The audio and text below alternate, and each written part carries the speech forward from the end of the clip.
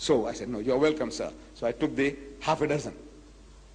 Mr. and Mrs. Beer, Mr. and Mrs. Daniels, and the Argentinian couple. When we reach the masjid, I said, please take off your shoes. I know it's an inconvenience we are causing the people, but it has to be done. So I said, do you know why you're taking off your shoes, sir? He says, no. I said, you remember when Moses was on Mount Sinai, God spoke to him and he said, draw not nigh hither, put off thy shoes from off thy feet, for the place whereon thou standest is holy ground. Of course, if they were Afrikaners, I would have said, en hy sê, moenie nader kom nie, trek jou skoene van jou voete af, want die plek waar jy opstaan is heilige grond.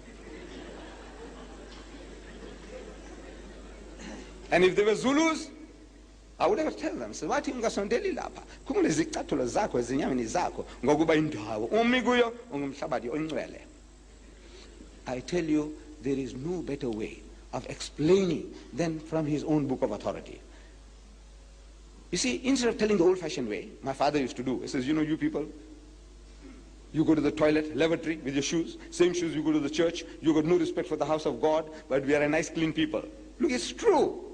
But if you can kill the snake without breaking the stick, why not do that? Show him, this is from your book, sir, and we are honoring those commandments.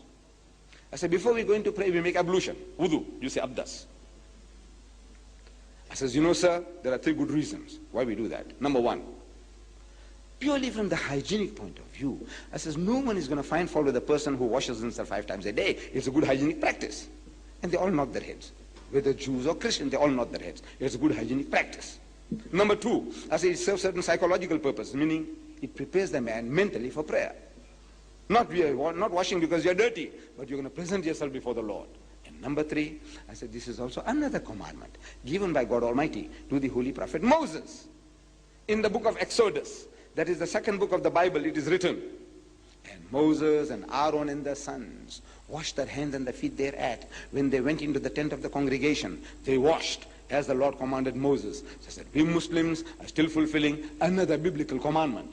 Though we haven't got the label of a Jew, nor yet that of a Christian, yet in all humility we claim that we are more Jewish than the Jews and more Christians than the Christians. In this, that we are trying to follow in the footsteps of the prophets. It went down so beautifully, so beautifully. Went inside the masjid, time for salat, so sit down at the back, made them to sit against the wall, and they watched the Muslim at prayer. And I came and referred to them that everything that we did, including the sujood, was in your book, sir. It is in his book. I says, you remember, you read there, it says, and Abraham fell on his face and prayed to God. I'm quoting from the Old Testament of the Christians. And Abraham fell on his face and prayed to God. And I quote again, and Moses and Aaron fell on their faces and prayed to God. And again, and Joshua fell on his face and prayed to God. When we come to the New Testament, we read that towards his last days on earth, Jesus Christ, he went to the Garden of Gethsemane, and he said to his disciples, wait and watch, pass up. And he went a little further and fell on his face and prayed to God.